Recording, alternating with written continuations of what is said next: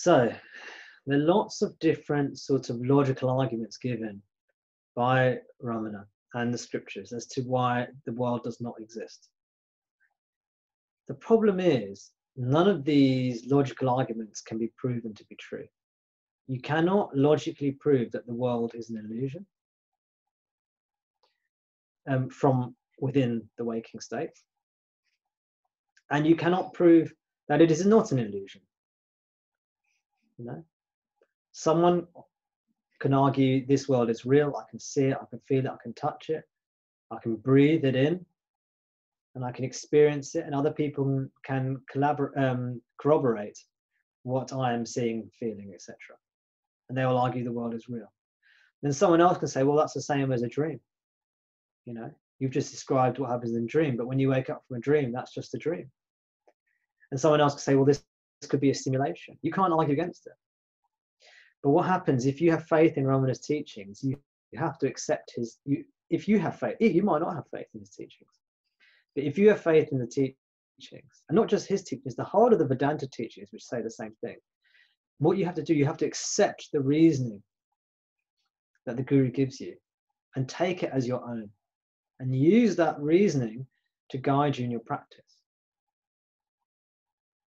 If you do not have faith in those reasonings, it doesn't matter. Even if you don't believe it, it doesn't matter. You don't have to have faith for the teachings to work initially. What you can do, you can turn within and abide as the self, and then you will discover for yourself that this world is an illusion, and that there is no world during deep sleep. You discover it for yourself. You don't need the faith. But the utility of faith is that most people don't want to turn within and abide as a self. So the thing that makes you do that is usually two things. One, faith.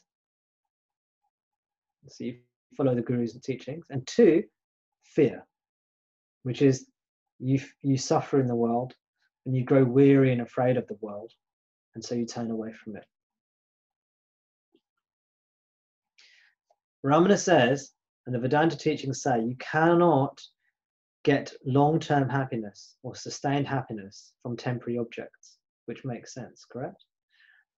If something's temporary, it won't give you lasting happiness, lasting peace. It's like building a house.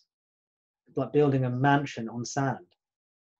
The sand is a very poor foundation to build for a sturdy base for a building. In the same way, if you're looking for lasting peace and happiness, then fleeting objects, which is all objects, is a very shaky foundation. So Ramana often says, if you read some of his talks, he'll often say, where was it in deep sleep? Was it there in deep sleep? And the answer is always no, unless you're talking about the self. So people come to him and say, I had this wonderful experience. I saw flashing lights, and I saw Shiva, and I saw Krishna, and I saw Jesus, and it was a wonderful experience. And then they'll say to him, what value does this have? Or was that liberation? And then he'll say, this vision you had, this experience, was it there in deep sleep? Which is a very strange question. But when you understand the logic he's putting forward, and they'll say, no, it's not there in deep sleep. He goes, well, then it's not permanent. And they're okay then. Now, he usually doesn't say anything more than that. He doesn't even say it's not permanent. He just says, well, if it's not there in deep sleep, it's not real. But the implication is that if it's not there in deep sleep, then it's transient. It's something that comes and goes. And therefore, it's not worth pursuing because it will lead to more suffering. Because what you are is ever present throughout the three states: waking, dream, and deep sleep. So the point of the teachings is to turn you towards the self. The self is the happiness of deep sleep, the bliss of deep sleep. That's what you are. Ramana says so in the first paragraph of Hilmai, and it's also a teaching from the Upanishads, the ancient texts, the oldest of the Upanishads. The longest and oldest of the Upanishads, the Brihadaranyaka Upanishad, has this teaching of deep sleep.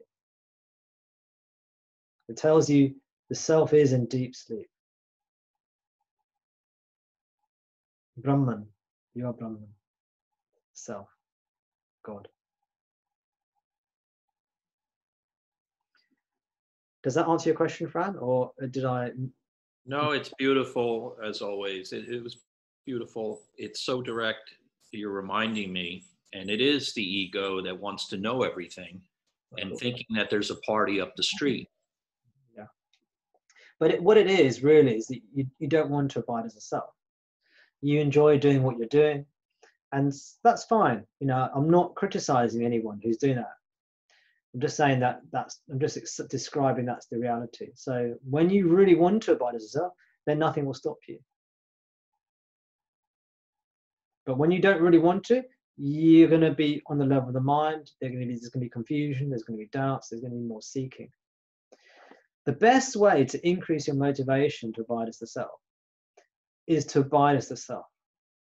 And I'll explain that to you. When you start to do it, it starts to feel very good.